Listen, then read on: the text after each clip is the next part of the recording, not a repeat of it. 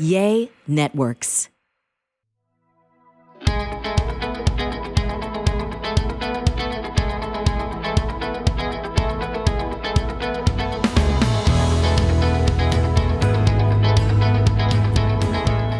Welcome to Greg Louganis is Alive, the podcast that challenges what you think you know. I'm your host, Greg Louganis, and yes, I'm still alive. And I'm joined by my good friend and manager, Beth Zinman. Hello, Greg. Hello. I, again, am delighted you're alive. Yeah, right? Yes. Also, I wanted to say you're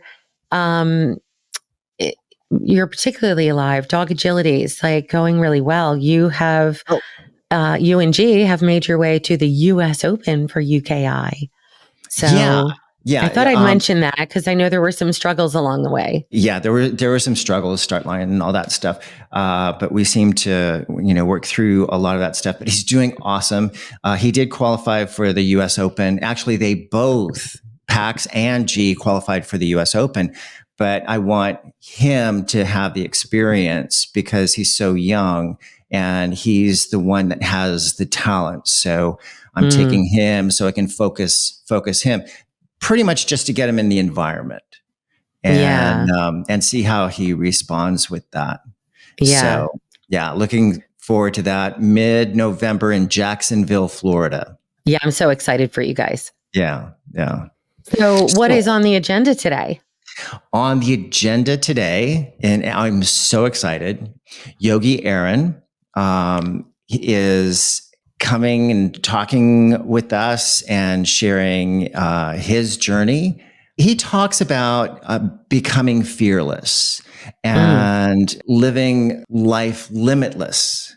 Because we put so many boundaries, we put so much pressure on ourselves, obstruct boundaries that really we don't need. They really inhibit how we can truly express ourselves. We hold ourselves back. We can be our own worst enemies. And so, and I love the fact that he's got a revolutionary approach to yoga about yoga anatomy plus muscle activation, or AYAMA.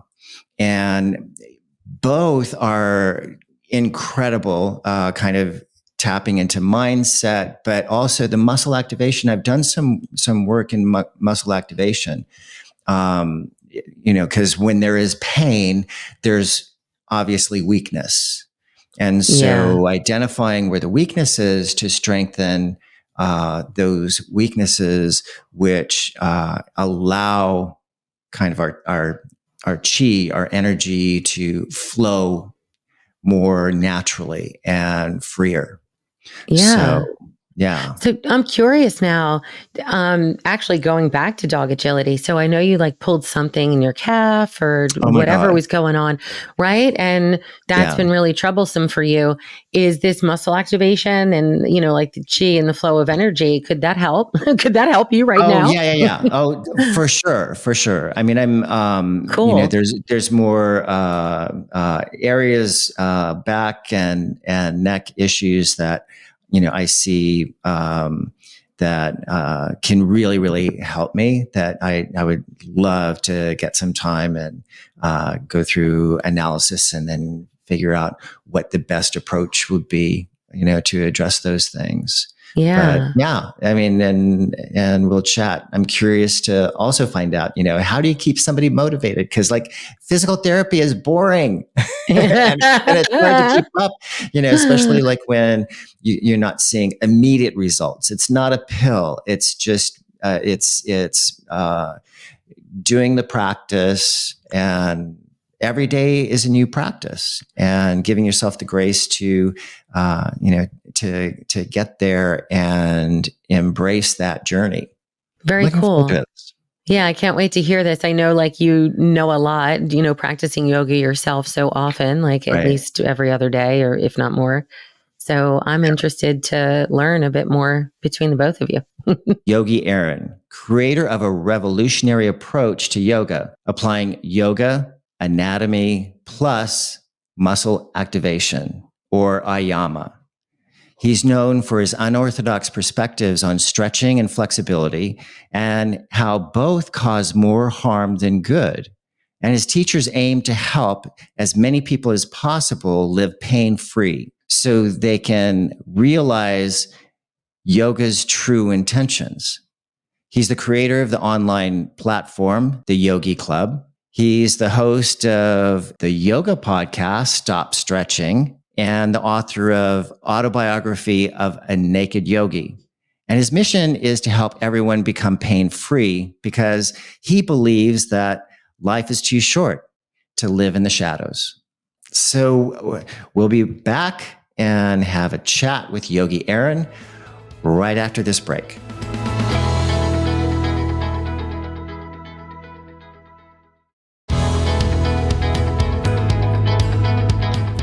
Yogi Aaron. Hey, it's so great to meet you in person. Well, yeah, right. Camera, but I really appreciate so much having this opportunity. I hope I don't gush too much. Oh, you're so sweet. You're so sweet. Okay, so in your practice, what you teach, you do breathing exercises? How do you incorporate the importance of breath and all? Absolutely. I mean, the breath is the gateway to the spirit. We see right at the beginning of most spiritual references that the divine, literally breathed life into man. And that's how we came into existence. And so, in the yoga tradition, we say that the spirit, projects prana. And the word prana means to animate, that which animates, that which brings to life. And I often chuckle at this because as kids, we had our toys, and those toys, like Toy Story, the Disney Toy Story movie, those toys came to life for us. And so we project our prana into them and bring them to life. We do that with our pets. We do that with each other in many respects. And so our prana is a way for us to tap into the source. And so in yoga, it's the gateway to everything. And the main breath that I kind of focus on, you're kind of doing a 2-to-1 ratio, which is great. I tend to stick more to a 1-to-1 ratio and then focus more on the dynamic quality, because most people tend to breathe more in, or some people tend to exhale more out.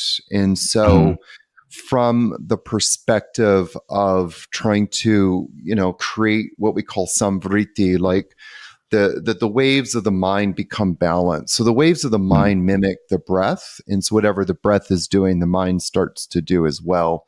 So as a general rule, I tend to stick to that. And then kind of go into more like, does a person need to focus more on inhale as a prescription, or do they need to focus more on exhaling, like what you just did, which is such a grounding, fantastic practice to do. I used to be such an airhead all the time and so scattered. and that breathing that you just did saved my life. It's so funny because I learned the importance of it when I started doing dance and acrobatics when I was 1.5 years, and I was performing on stage when I was 3. And I had this teacher, one of those old style dance teachers. She had a cane, and it's like, okay, if you're not pointing your toes, she'd whack your toes. If you straighten your legs, whack it, and she'd be screaming at us, breathe, breathe, breathe, breathe, breathe. And so, when we were, especially like when we were doing acrobatics, it was like, okay, where does the breath go? Yeah. And I was just, a 1.5 years. I was, when I was 3, 4, 5 and doing flips and all that stuff, it was like figuring out where the breath goes. So then when I go to my first yoga class, I don't know if you know Lauren Peterson. She's an Ashtangi. Probably not. But I mean, there's so many yoga okay. teachers. I know there's so many. But she's on Yoga Journal. She was on Sure. Oprah. I mean, she's like been all over the place. But it was like inhale, arms, lift your arms up, exhale, and it's like, oh my God, do people have to be told when to breathe? Because I had to figure it out myself, and I found the importance of it. But it's true. I mean, how do we support our movement, our activities, our energy to use it at its optimum? Yeah. Well, breath is also something that we often take for granted as humans, Right. until we can't breathe. And one of the things I found so fascinating during the pandemic was how much breath became such a focal point of discussion. And I felt like for the first time in sort of a public discussion that we were actually talking about breathing. And just a quick kind of narrative, because I find this fascinating. In yoga postures, there's a pose that we do called makarasana, crocodile pose. And basically it's a prone position. Prone means that you lie face down and you rest your forehead on your forearms. And this is such a fantastic way to breathe because it promotes diaphragmatic breath. And the way that the blood starts to pool at the bottom of the lungs can actually help to oxygenate the lungs. Well, during, the whole COVID crisis, as we ran out of respirators, to keep people alive, one of the words that the public started to learn about was proning, and the proning was what saved people's lives. And basically what they did was put people into this ancient position that we've always known in yoga to be fantastic, which is called crocodile pose. Yeah. I just love that. Yeah, I mean, it's so interesting because because yoga is such an ancient practice, and that even unconsciously, I mean, there are so many things that we take from that, whether it be breath, whether it be a pose that alleviates pain. Now, I know you do muscle activation. That's a part of your passion, right? Yes, absolutely. Yeah. Yeah. I mean, it's what saved my life. 6 years ago, I ended up in an emergency room with a doctor telling me that I was going to need a spinal fusion probably. And what has gotten me out of that mess is muscle activation. And it's kind of, I think, a lot of times in yoga, we say like we get into our bodies. And I think there's a lot of truth to that. But I don't think I've really been in my body until I started doing muscle activation. And, with yoga, we develop a kinetic awareness. With muscle activation, we increase our proprioception. And proprioception is what happens at an unconscious level. But as our proprioception improves, so does our kinetic awareness, So I think that the muscle activation has really powerfully helped that so much. And that's what I constantly hear from my students too, that they've been doing yoga for years, but they've never felt so much inside their body, which is such a cool thing, I think. Right. Yeah. Because I mean, we go through a practice and, it's kind of repetitive. We're not, we oftentimes go unconscious, it's not, it's just so, repetitive, but to have the dynamics of muscle activation to kind of remind ourselves, what is right, and what we need to work on, and to make those adjustments so that we can flow. What I found in the work that I've done with muscle activation as a patient, has been, it's almost like physical therapy, right? Yes. And absolutely. Physical therapy can be really boring. Yes, right?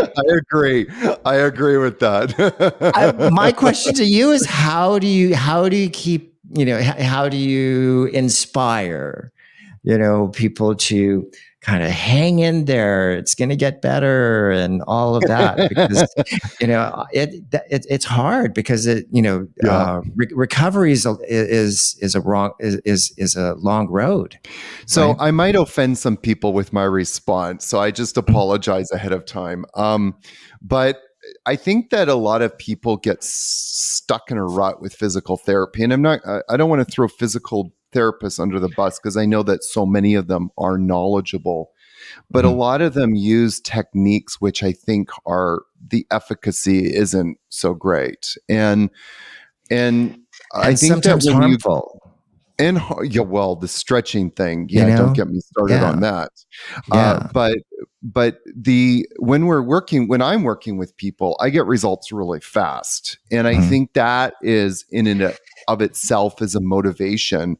And I Yeah. think a lot of people, I'm just going to bring it back to yoga for a second, which isn't physical therapy, but a lot of people are doing yoga to become more flexible or to deal with tight muscles. But Mhm. that's kind of like addressing a symptom. It's never addressing the cause.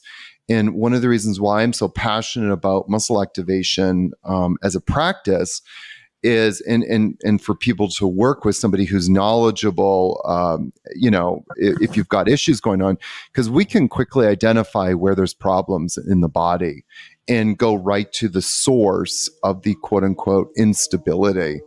Mhm. So when people have like issues, for example, in the shoulders, we can go, okay, where is the body protecting itself? Where is there tightness? And tightness is always a protective mechanism. Yeah. So it's a protective mechanism because the body isn't stable. There's instability in a joint. And so if we deal with that instability, like the source of the instability, all of a sudden the tightness comes up or disappears. And I'm constantly amazed at myself.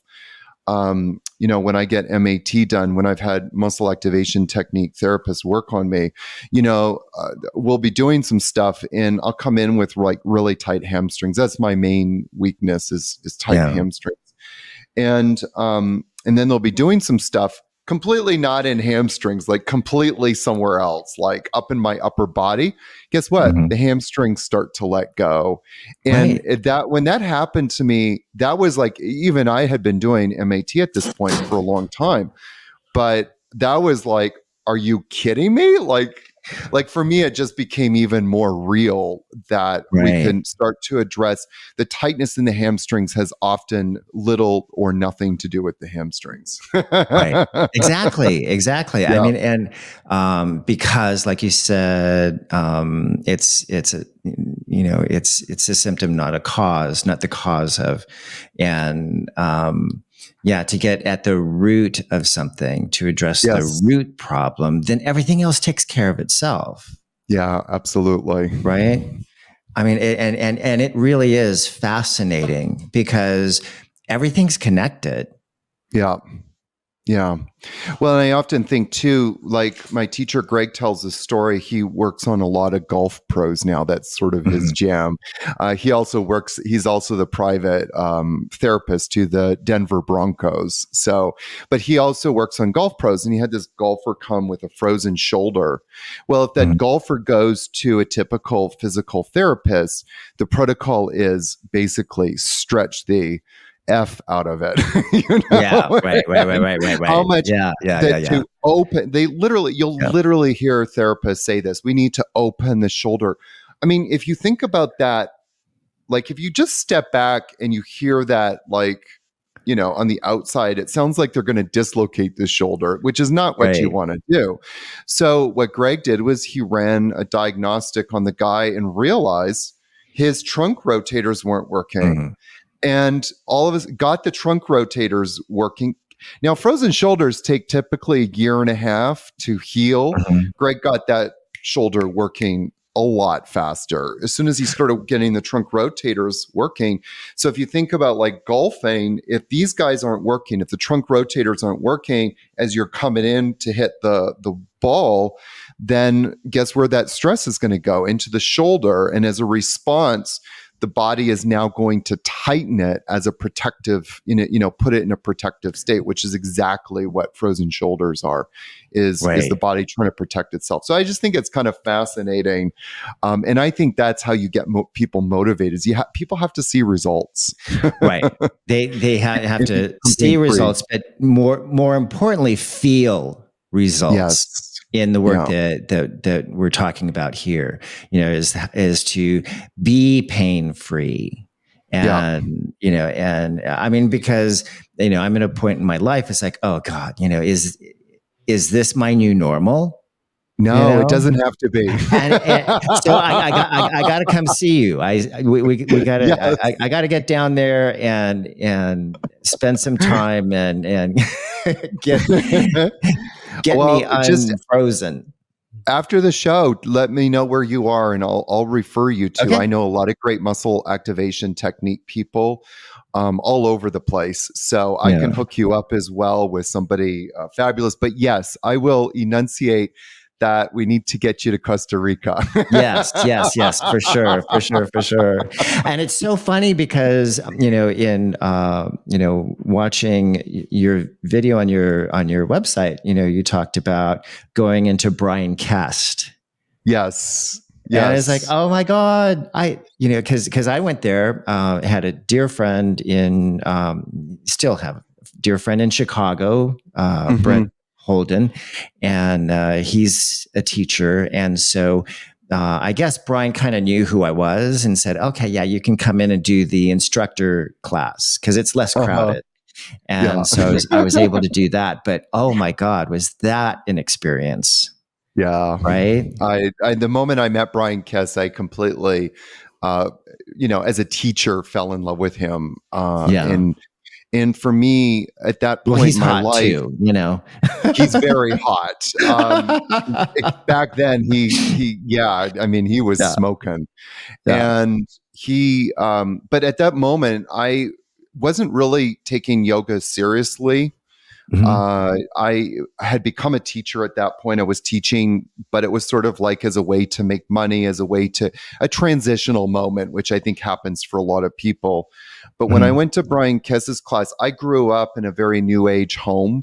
We're constantly, motivational seminars and I always saw myself kind of on that path of being, there to motivate people. And that was sort of my jam, the Anthony Robbins, the Tony Robbins kind of path. And, but it also, that didn't feel congruent. And when I went to Brian's class, it was like, oh my God, like you can marry all of these things together. And Brian is one of the very few skillful teachers, I think, that marries yoga and life and uses that as a platform to show us how to become better humans in life. And that's what I was so attracted to him about. Yeah, for sure. It's funny because a lot of people have come to me because they know that I have a yoga practice and said, okay, how do I find a good teacher? And I encourage people, to go to at least 3 classes, and it's almost like, finding a therapist. A good therapist, right? Because, there are some yoga teachers that you're really, really going to connect with. And then others where, you feel like a complete failure and you're judging and all, and that's not what it's about. It's all about freeing up the energy, being open, being available, also feeling safe. Yes. In a safe environment. I can't imagine a naked yoga for myself. But, hey, I'll, if I feel safe, hey, it's. That's kind of funny coming from you because, you live most of your career in your younger years nearly naked. So, right. You were and being judged. And being judged, horribly judged. Yeah. Yes. Yeah. So I think being naked should be like, just the next logical step. Oh, but Aaron, the funny thing is, because most people, we make assumptions about other people. We see what they Yeah. do and that, oh, you're an actor, so you must be an extrovert. You Yeah. are this, then you must be that. And I am typically very shy, very introverted. Mm-hmm. And so, to be out there, it was fine when I was dancing because I had the choreography. If I was on stage and acting, then I had somebody else's words, but to stand in front of, like thousands of people, it terrifies me. Mm. But I'm also the person who, if I'm afraid of something, that's what I want to do. Yeah. Yeah. It's like I was afraid of spiders. And so then I get a tarantula, and care for it for a while. And then I was afraid of snakes. And so I got a snake. And so, it was just, I go towards what I'm afraid of. That's fantastic. I don't know that I would do that. I'm not a snake or a spider person. Or a spider person. Okay, Aaron, I'll take care of those things for you. Okay. That'll be my responsibility. Yeah. Sweet. But with when I was teaching the Naked Men's Yoga, our slogan was "Become Limitless." Right. And which is the tantric idea, that the essence of tantra. A lot of people have weird ideas about what tantra is, but the essence of tantra, the root word means to move towards becoming limitless, to become limitless. And so that has always been my sort of motto in life. And of course, when I was teaching Naked Yoga, that was for many people the tipping point for them to step over such a huge fear. I mean, what better place to, explore that, guardedness that we have, the box that we live in life on so many levels, to just kind of rip your clothes off and go, yes, here I am. Right. Yeah. It was funny because I just made a post this morning talking about, judgment. Yeah. And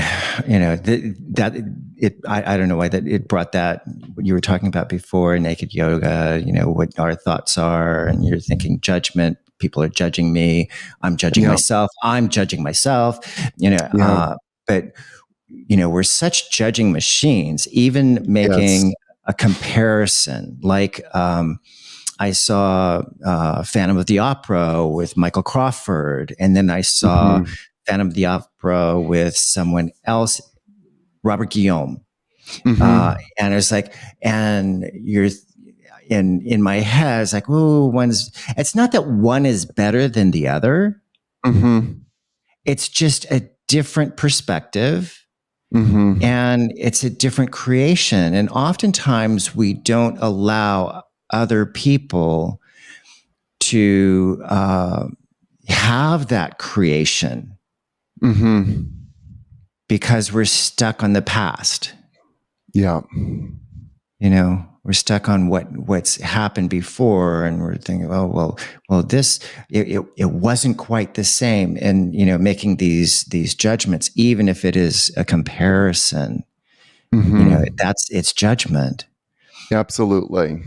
And in yoga, some people get offended if you say that, by the way. I actually said that to a friend one time, and he stopped talking to me after that because I said, we're all judgmental. And he's like, I'm not judgmental. And I said, oh, yes, you are. Oh, yes. Yeah. Right.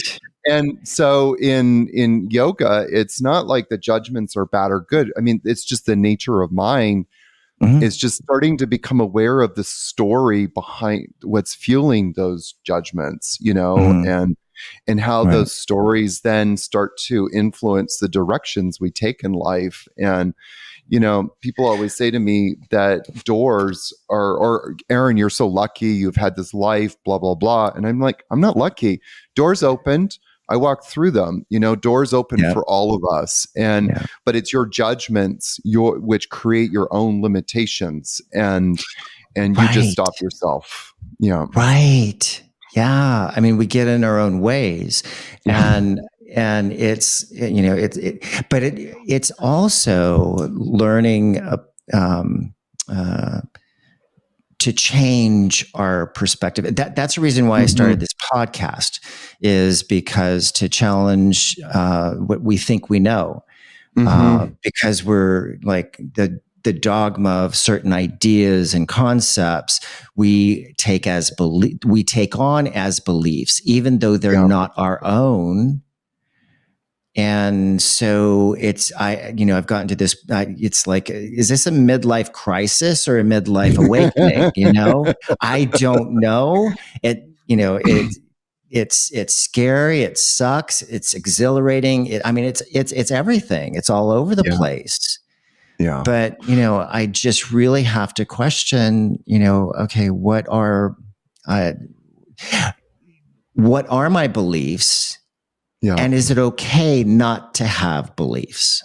Well, yeah. And, or what beliefs, what cherished beliefs serve you. And then which ones need, to be re-examined. Pruning. Yeah. You got to prune, you got to prune the garden, right? And prune the tree. Absolutely. Got to get to work.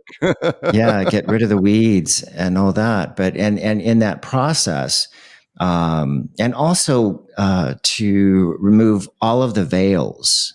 Yes. Because doing shadow work, and there's so many things that hide in the shadow.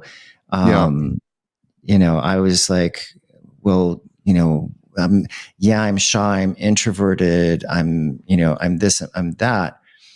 But in a sense, a lot of the things I do are just totally opposite. Yes. So what am I? And maybe I'm not, in various moments, I am a certain way. But it's also a choice. Well, I was about to say too, like that's all a story too. Yeah. Right. Like I am an introvert, or the opposite. And you hear this a lot with some people, like, I'm an extrovert. I need to have people around me all the time. And, well, that's not really who you are. That's what you're enjoying at this moment. And one could argue maybe you're attached to that as well, but that's another story. So, but that's not who you really are. Who you are is not all of those things. And I think, like, again, it's just those stories, that we constantly tell ourselves, which, by the way, are neither bad nor good. It's just asking ourselves, like, does this story really support me in manifesting and living my life purpose? Right.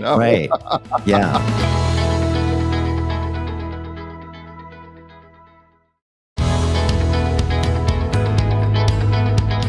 Some of the things that I'm not crazy about is like, well, why am I hanging on to that? What am I getting out of it? And then really investigating and asking that shadow, what is this all about? Because oftentimes it's not in our best interest. Yeah. Well, I often maybe it's attention, maybe it's sympathy. There's all kinds of things that we can be quite manipulative. Right? Yeah. I think, just speaking about judgments, like, and I'm in the yoga world, and everybody, the yoga world is equally as judgmental, and I would sometimes argue more than other people. So, as I've been presenting this idea of like stop stretching, for example, it's really funny to see people's responses, and it's all over the board. It's never like one thing. But there's so much judgment that I see yoga teachers having, and people that are like, because the story that I need to stretch for example, is so ingrained and so it's such a deep seated belief that belief is now feeding my identity. And so before I ended up in the hospital, of course, I was teaching stretching, and I had started to glimpse into this world of muscle activation. And what I was like, well, maybe I should stop teaching stretching. But the first thing that popped into my mind was, what am I going to be if I don't teach stretching? Right. It scared the hell out of me. Yeah. It scared the hell out of me. I get it. I get it, because I dived. I was a diver for so many years and did quite well. And that was who I was. Yeah. The day I retired from diving in 1988, my last dive was reverse 3.5, my last competitive dive at the Olympic Games in Seoul. And I was no longer a diver. It's just like, who the hell is Greg Louganis? Yeah. And it's, it's terrifying, because it does become so much of who we believe who we believe we are, but we're also so much more, right? Absolutely. So much more than that. Yeah. Yeah. I think during the pandemic, when the lockdown happened, I remember after the president made that announcement, the borders were closing, and I knew that, people were like attached to the belief, oh, they'll open in 2 weeks, they'll open in 3, whatever. I knew in my heart it was a year and a half that before things were really going to start, kicking in. And so, but I had an enormous meltdown because I had this yoga retreat, Blue Osa. I'm, Yogi Aaron of Blue Osa. And all of a sudden now Blue Osa was just taken away. And I had this meltdown. It lasted for about a week and a half. And then one of my dearest friends, God love her, she picked me right out of it. She pulled me out of it and got me back into being on purpose. But it was like such a dark hole. And I remember that part of that was like, who am I without this? I never conceived myself before without this thing. And it just, like you, it just kind of really shook my foundation to my core. Aaron, can you share what that was? What was the switch that flipped for you in that in that process? My friend Karina does this work in identifying, like talking to selves, like our parts. Sorry, it's not ourselves, our parts. Like we have a managing part, we have a lover part, we have a whatever parts. Like we have all these parts. And so a lot of what she does is in these parts, and she got me to identify the part of myself that was scared, which was this little boy that was and actually we traced it right back to when my parents divorced. And there was all of a sudden this fear of like, who's going to take care of me? And not feeling safe. And then there was a little bit more involved in that. And then there was also the part of myself that was, a part of Blue Osa, and that part was, needed to be reinvented. And then there was also the fear that I wouldn't be able to reinvent myself. Like, I was 40, how old was I? 47, 48 at the time. And so it was like, do I really want to do this again? And do I have the energy? Can I do it? I all of these judgments, these personal judgments and attacks against myself about being too old came up. And so what Karina did was she pulled me out of that, and in kind of a roundabout way got me to identify with the part of myself that feeds off of inspiration, that gets energized by challenge, that gets energized by creativity, and then also addressing like the inner child, going, "Hey, it's going to be okay. Everything will be fine." And in one way, shape, or form. Yeah, yeah. No, the reason why I ask is because I'm going through some stuff myself, and it's just like, okay, what is going to pull me out? What's going to and to have that inspiration forward. It just, oh yeah. I mean, that tapping into that, that can be really powerful. But I mean, it's a personal journey. Yeah. And so,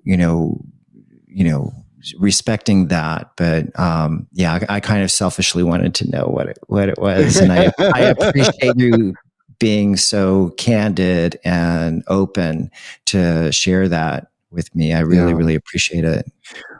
In the last couple of years, I'll just say this really quickly, that I've been dealing with burnout, and especially like after the whole lockdown mess that happened, having a business and stuff. And I just was so burnt out afterwards, that what ended up doing was I booked myself for 2.5 months in Greece, and I did not have any plans. I landed in Athens. The only plan I had was 4 days in Athens. I was going to rent a car, but I had no idea where I was going to end up. And I ended up having 2.5 months of an amazing adventure, just going with the flow, seeing where life was going to take me, and just kind of being very spontaneous. Whatever I wanted to do, I just did it. And that really replenished my spirit in a huge way, that I needed to just not have any responsibilities, but also B, just completely living in spirit, living in the flow. Yeah. That's awesome. And, and it is, I mean, it really is taking that time. Yeah. Reflecting. Yeah. And working on ourselves. Yeah. And like what you were saying earlier, pruning what doesn't serve us, and more focus on the direction that we want to go and who we want to be. Yeah. Cause it was funny. Cause like I'm, single. I, divorced a couple of years ago. And so, I was like, I started writing, okay, what do I want in a partner? I said, scratch that out. And it was like, who do I have to be? Or who am I? And so, and that's what I'm writing, because in order for me to attract what I want, I have to be that. Yeah. Yeah, absolutely. And so I'm embracing all these things, and some of them obviously are more comfortable than others, but it's a process, and doing that work on ourselves to be the best version of ourselves and to be in service to all of humanity. Really. Yeah. I have loved this so much, and I'm going to come see you. I hope so. I hope that's okay. Yeah, absolutely. I'm really looking forward to that. And, spending some time, we can get, this old body a little bit more, moving a little bit more, but, I really appreciate it. And how do we stay in touch with you? So people can go to my website. I have a lot of free material on my website. It's a portal into all that is Yogi Aaron, my YouTube channel, my 8-part docuseries podcast, my book, Stop Stretching. And people can also come to Costa Rica and hang out with me at Blue Osa. They can Blue Osa Yoga Retreat and Spa. I do these 14-day yoga intensives, which help people to find out what their purpose is. Are those retreats more for exploration, or is it for certification, or what? I would say that about 50 to 70% of people that come actually do it for personal reasons, and a yoga immersion in the format that we're teaching it, which is a yoga teacher training format, but it works really well because you're really immersing yourself into a body of knowledge.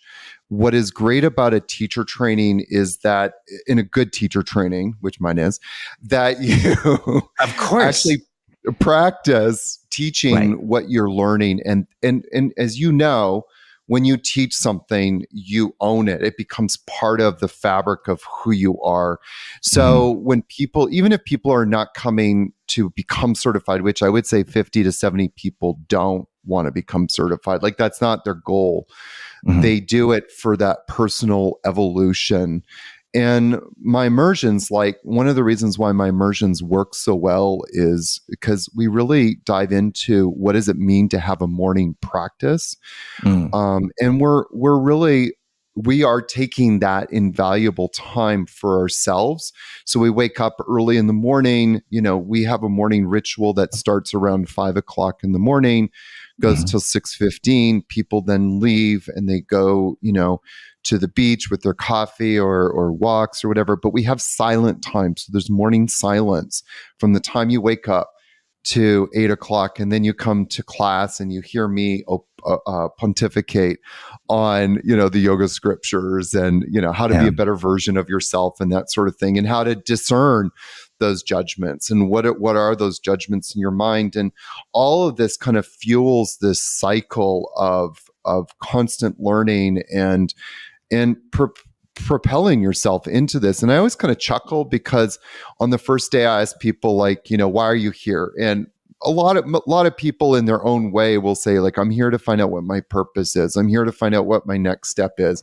And if this teacher training can at least, give me that, then, I'll have my money's worth. So, the bar is high, Yogi Aaron. And I do another check-in about 3 days later. And usually what comes back is, oh my God, I can't believe that I've got not only the answer to that one question, but all these other questions I have. So now I'm like so much more open to see, what's really going to surface. And that's like the magic of what we do when we just get quiet and still and allow spirit to drop in. As it's kind of what you addressed in the muscle activation is getting at the source, the root of the problem. A lot of times when we address some of those roots, then, oh my God, then the garden just happens, right? Yes. Yeah. That's wonderful. Well, Aaron, thank you so much for joining me. I've loved chatting with you, and I'm looking forward in the future coming to a retreat and spending some time. I'm really looking forward to that. And thank you so much for having me. If you told me in 1988 I would be meeting Greg Louganis, I would just like burst through the seams. So, well, you got me, and we'll be in touch. We'll stay connected for sure. Absolutely. Stay connected because I got to come see you. And I need to hook you up with a muscle activation technique person where you live. Right. So. Yes, definitely. Wow. That was an amazing conversation with Yogi Aaron. I hope you enjoyed it as much as I did. Thank you for joining today's episode of Greg Louganis is Alive. Please like, subscribe, and share this episode with someone you love. Until next time, namaste.